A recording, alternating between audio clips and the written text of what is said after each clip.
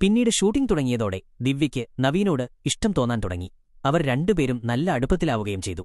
ഒരു ദിവസം ദിവ്യ വീട്ടിലേക്ക് വരുമ്പോൾ അവിടെ ദിവ്യയെ പെണ്ണുകാണാൻ അച്ഛന്റെ സുഹൃത്തിന്റെ മകൻ വരുൺ വന്നിരുന്നു.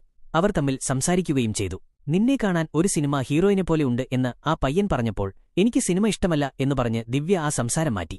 കുറച്ചുകഴിഞ്ഞ് അവർ പോയപ്പോൾ വരുൺ നല്ല പയ്യനാണ് എന്ന് അച്ഛനും അമ്മയും പറഞ്ഞു. നിനക്ക് സമ്മതമല്ലേ എന്ന് ചോദിച്ചപ്പോൾ എനിക്ക് കുറച്ച് സമയം വേണം എന്ന് ദിവ്യ അവരോട് പറഞ്ഞു.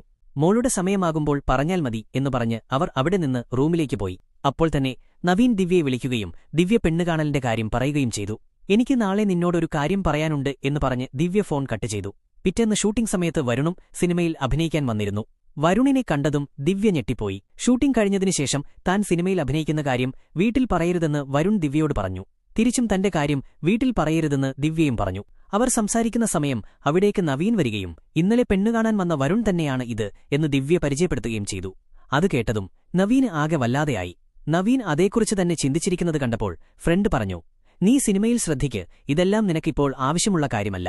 പിറ്റേന്ന് നവീന്റെ മുഖം വല്ലാതെ ഇരിക്കുന്നത് കണ്ട ദിവ്യ എന്തെങ്കിലും പ്രശ്നമുണ്ടോ എന്ന് ചോദിക്കുന്നു. അങ്ങനെയൊന്നുമില്ല എന്ന് പറഞ്ഞ് അവളെ അധികം മൈൻഡ് ചെയ്യാതെ നവീൻ അവിടെ നിന്ന് പോകുന്നു. അത് ദിവ്യയെ വല്ലാതെ വിഷമിപ്പിച്ചു.